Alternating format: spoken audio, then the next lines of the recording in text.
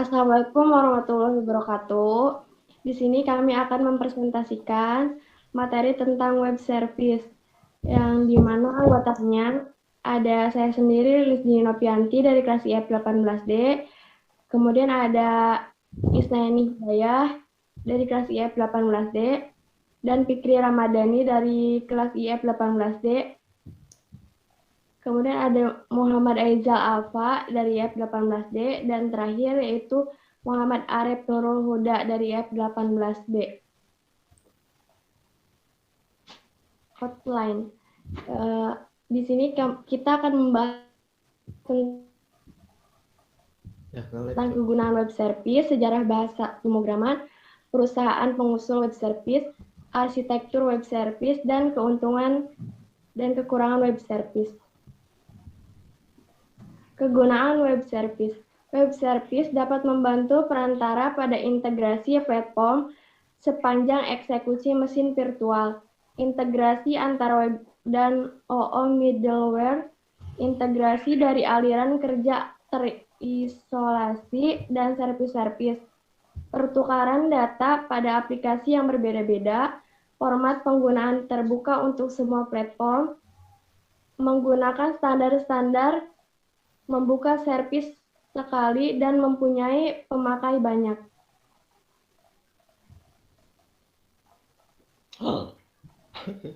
Yes. Routing and pengiriman.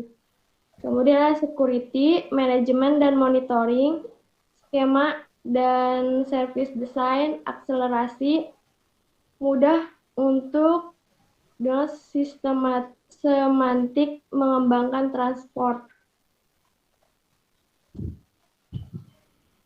Penggunaan web service terbuka, standar-standar berbasis teks, pencapaian moduler, tidak mahal untuk diimplementasikan atau relatif, mengurangi biaya integrasi aplikasi enterprise, dan implementasi yang incremental.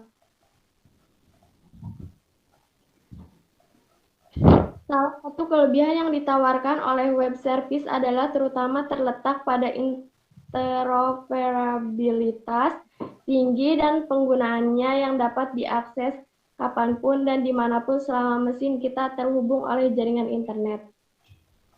Kemudian selanjutnya akan dijelaskan oleh rekan saya. Kemudian ada sejarah bahasa pemrograman yang terdiri dari pemrograman terstruktur, pemrograman berorientasi atau objek, komputasi terdistribusi, pertukaran dan elektronik, World Wide Web, Packard, ASP pada 1999 adalah penyedia e-service. Microsoft memperkenalkan nama web service pada Juni 2000.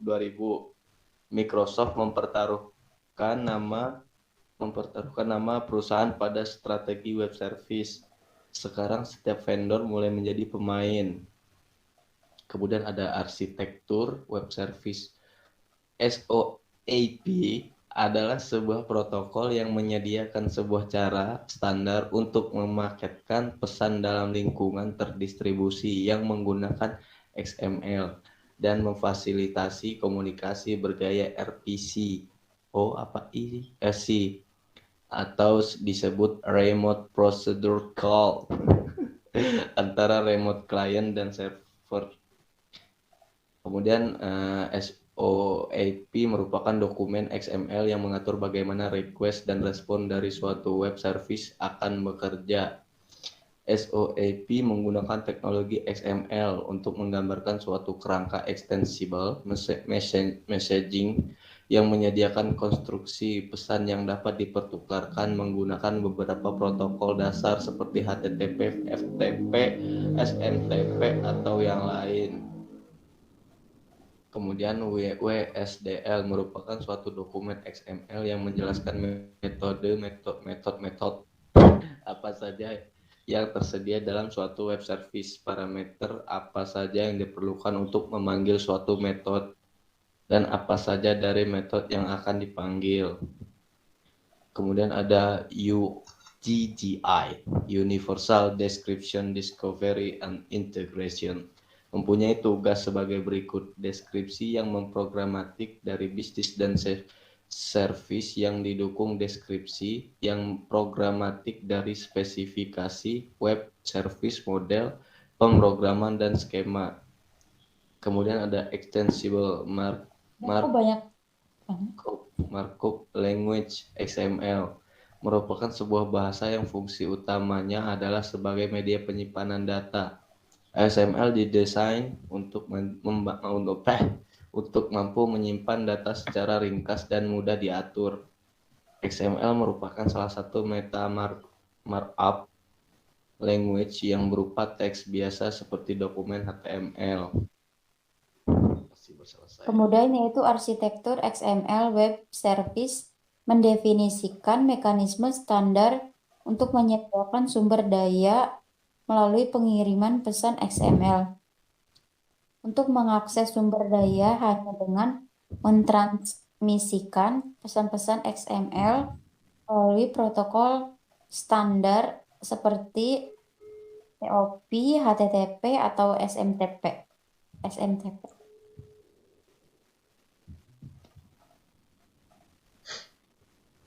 Selanjutnya ada XML Web Service itu sendiri merupakan jenis layanan yang menggunakan XML sebagai format dokumen dalam pertukaran data dan menggunakan protokol HTTP untuk komunikasi datanya.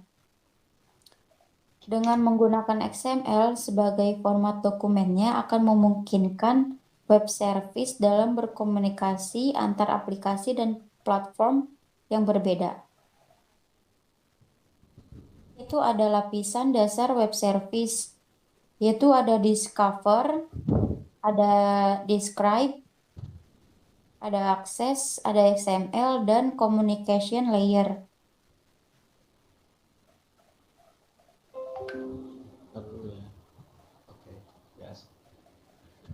Selanjutnya ada discover, browser, regis, UDDI untuk mencari web service yang sudah ada untuk integrasi.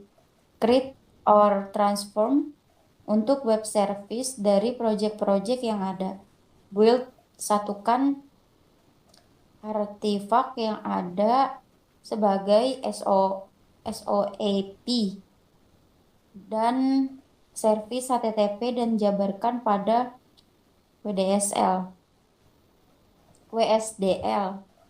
Selanjutnya ada deploy, aplikasikan menjadi server aplikasi web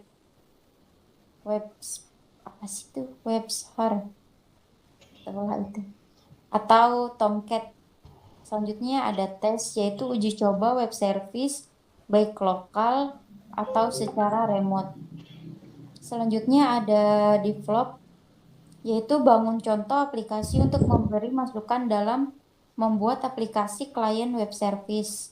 Selanjutnya ada publish atau yaitu publikasikan atau upload web service pada bisnis registrasi UDDI.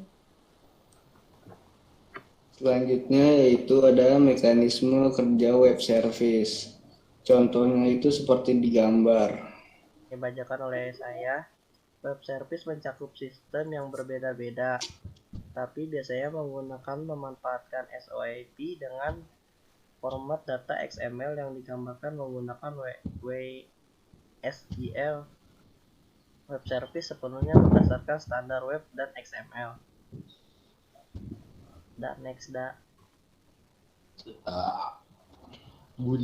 Web service dapat membantu perantara pada integrasi platform sepanjang eksekusi mesin virtual.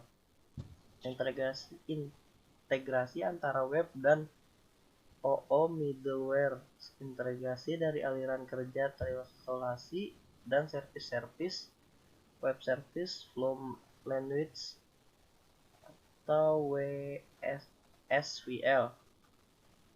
Pertukaran data pada aplikasi yang berbeda-beda EX, skema, XSLT++. Masa depan standarisasi dari info konteks antara web service dan klien, integrasi service horizontal. Next.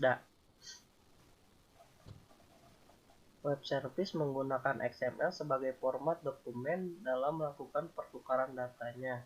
Karena XML merupakan suatu format dokumen yang berbasis teks, maka web service memungkinkan berlangsungnya komunikasi antara aplikasi yang berbeda dengan platform yang berbeda pula, dapat dan menghemat waktu antara aplikasi. Dengan di atas dapat disimpulkan bahwa dengan menggunakan web service, setiap organisasi, lembaga, institusi yang ingin menerapkan sistem ini tidak perlu lagi untuk membangun jaringan pribadi yang membutuhkan biaya yang sangat besar. Di samping itu, web service tidak bergantung pada satu platform dan satu device saja.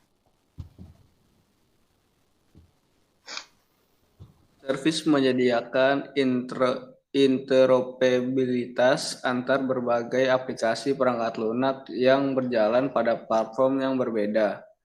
Web service menggunakan standar dan protokol yang bersifat terbuka.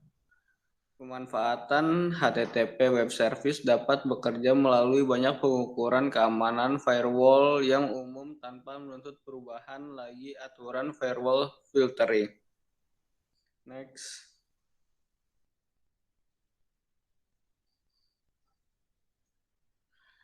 Web service mengizinkan perangkat lunak dan servis dari perusahaan dan lokasi yang berbeda untuk dikombinasikan.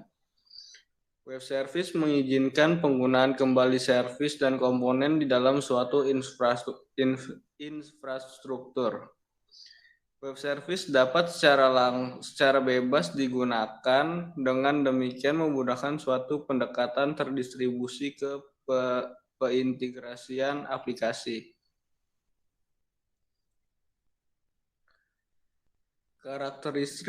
Karakteristik standar web service saat ini masih dalam tahap pengembangan awal dibandingkan dengan open standar komputer terdistribusi yang lebih matang seperti Corba. Web service dapat saja memiliki kinerja yang lemah dibandingkan dengan pendekatan terdistribusi lainnya seperti RMI. Sekian dari kelompok kami. Wassalamualaikum warahmatullahi wabarakatuh.